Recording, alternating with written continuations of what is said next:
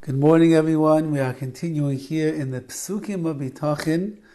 We still have a number of verses to go, but believe it or not, today is the final pasuk that is quoted from Tehillim, and today's verse is Tehillim 146, verse 5. Ashrei shekel Yaakov be'ezroi. Fortunate is the man whose help is the God of Yaakov Avinu. Sivroi al Hashem Eleikav, whose hope is in Hashem, his God. So if you are a person who puts their faith in the God of Yaakov Avinu, and Yaakov is the one that was hoping in Hashem himself, so then fortunate and praiseworthy are you.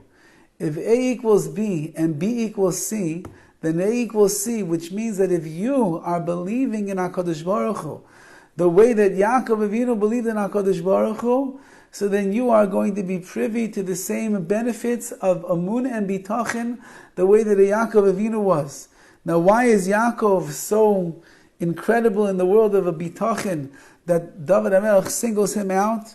And the Radak explains that when we see Yaakov Avinu had of all of the Avos HaKadoshim, of Avraham, Yitzchak, and Yaakov, the one that had the most challenging and difficult life, and this Dovid HaMelech could relate to, the one that was on the run, the one that was suffering, the one that was under the pressure of his brother Esav, of his father-in-law Lavan. This is the one, Yaakov was the Ish Emes, the man of truth, and he was forced into lying in order to receive the brachas from his father Yitzchak, which was itself a very difficult moment in his life.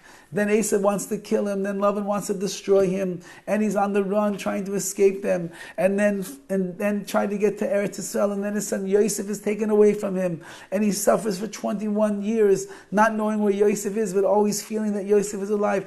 Yaakov Avinu had a very hard life. He was a man that was enshrouded in suffering, like it says at the end of his life when Paro meets him. Paro basically tells him, I've never met a person who looks as old as you. That means that the years and decades of suffering that Yaakov Avinu went through aged him considerably beyond what a normal human being would look like, because of how painful and how emotional and how difficult it was what he had to go through in all the different facets of his life. Nevertheless, Yaakov Avinu never stopped trusting in HaKadosh Baruch Hu. He never lost his faith. It was difficult. It was hard.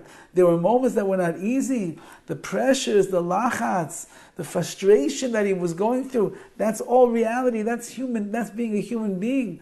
Nevertheless, Yaakov Avinu's, his amunah, his bitachon in HaKadosh Baruch Hu, it did not waver once. If anything, he continued to strengthen himself. And when he met up with Esav after everything was said and done, he saw Esav Arasha, and he gave him a big charge to him, and he told him, you should know that in love and garti, I lived with love in all these years, utarg mitzvah shamarti, I kept all the mitzvahs, I didn't learn from his evil ways, I was very strong in my amunah, I was very strong in my bitachon, I stayed close to the Rebbeinu Shalom.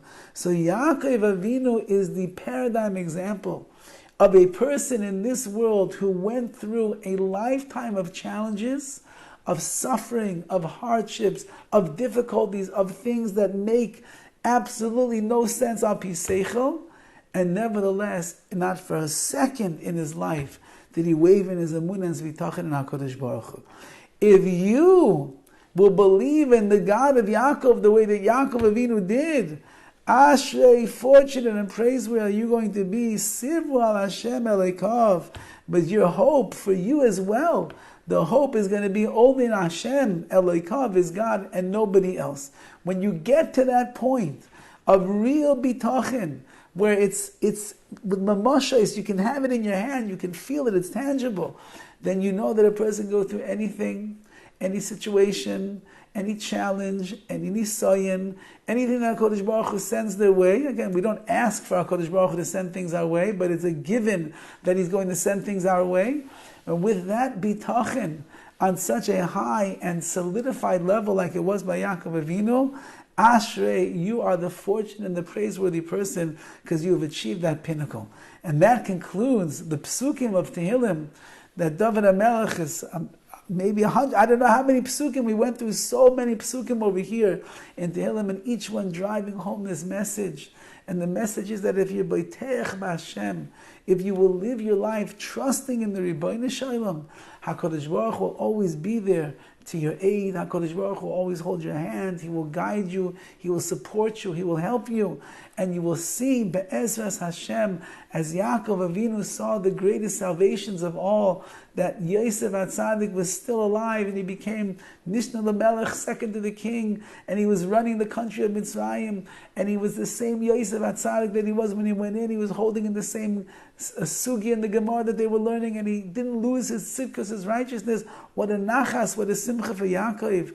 Just as Yaakov was pure in his bitachon, if we remain pure in our bitachon, then Be'ez Hashem, HaKadosh Baruch Hu will bring us our bracha, our hatzlacha, Yeshua's salvations and nechamos and consolations for everything that we need here in our lives. Have a wonderful day. We'll continue Be'ez Hashem tomorrow with the rest of the list of the psukim, of the verses that are here from other places in Nach, as we shall see. All the best.